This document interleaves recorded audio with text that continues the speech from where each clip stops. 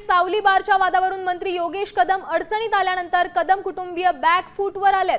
कदम कुटुंबियांनी सावली बारचा ऑर्केस्ट्रा परवाना सरेंडर केलाय। आता फक्त रेस्टो बार हॉटेल सुरू राहणार आहे अशी माहिती मिळते। कदम यांनी सावली बार ज्या व्यक्तीस चालवण्यास दिलाय त्याच सोबत त्याचा करारनामाही रद्द केलाय।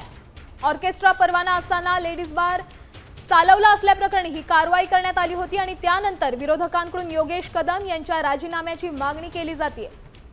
आणि आता याच बातमी संदर्भात महत्त्वाची बातमी समोर येते, म्हणजे या बारमधला ऑर्केस्ट्रा परवाना हा त्यांनी सरेंडर केलाय। सावली बारवरचा वाद हा तापलाय कारण विरोधकांकडून त्यांच्या राजीनाम्याची देखील मागणी होतीये आणि आता कदम कुटुंबाकडून ते बॅक फूटवर आलेत असं समजते, कारण यातला ऑर्केस्ट्रा परवाना त्यांनी सरेंडर केलाय। ज्यांना हा बार चालवण्यासाठी दिला होता असं बोललं जातंय त्याच्यासोबतचा करारनामा देखील रद्द करण्यात आलाय।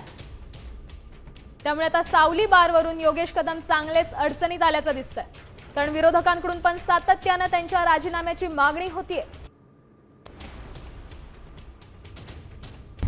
आता isakal.com आहे देशातील नंबर 1 ची मराठी न्यूज वेबसाईट। प्रत्येक अपडेटसाठी isakal.com ला नक्की भेट द्या।